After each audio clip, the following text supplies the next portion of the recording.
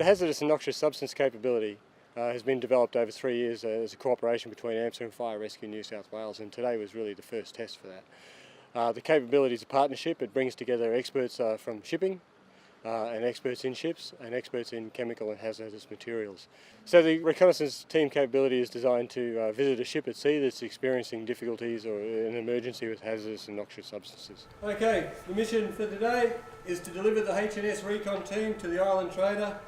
There they will assess the situation, provide advice back to the Maritime Casualty Control Unit and the vessel's master. Today we actually boarded the ship. There was 4 of us with our boarding team and one with the guys from AMSA who was our controlling officer.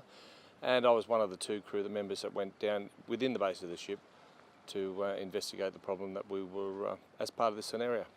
Boarding was actually, we've been training with it with static ladders and we're training colleges and that sort of thing, but actually to do one 10 nautical miles out to sea on the side of a real ship, knowing that that swell was there, yeah, it was very different. So you can well imagine as a fireman we're climbing ladders, but nothing like this. The procedure with these types of incidents, like most hazardous materials incidents, is well thought out well before the incident itself. There's set types of gear that we've got to take to monitor air quality, the condition of the ship itself, as in there was supposed to be a corrosive substance in surface in there. We had to identify the substance, and throughout the drill we were given targets to hit, and those targets sort of prompted us where we need to go, and using our equipment, our callback technically with our scientific officer, and the general knowledge shared amongst all members of the boarding crew. There's several types of suits, there's all different levels of protection. This one's probably a mid to high range suit. Basically would stop anything. The next level up to those big fully encapsulated suits, you see the big yellow things, look like a space suit, but we don't have those because just the sheer access or lack of access within the confines of a ship. As part of drills go, the more you drill, you're preparing yourself for when you have to do it.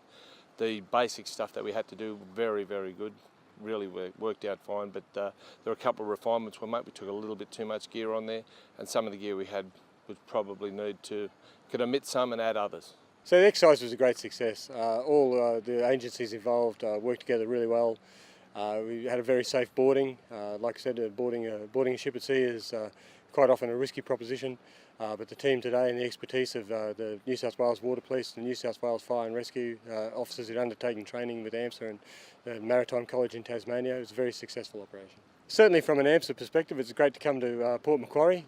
The community here has been overwhelmingly supportive. We've operated out of the volunteer marine rescue base here, and we've had elements from New South Wales Water Police who are excellent. And we also had contribution from local business with the Island Trader, volunteering to be our target ship. And the Island Trader is a vessel that does the cargo run between Lord Howe and Lord Howe Island and Port Macquarie. It's pretty important for us when we're planning these exercises that we can access the ship that's on a regular route and that we can put people on board to run exercise control for us.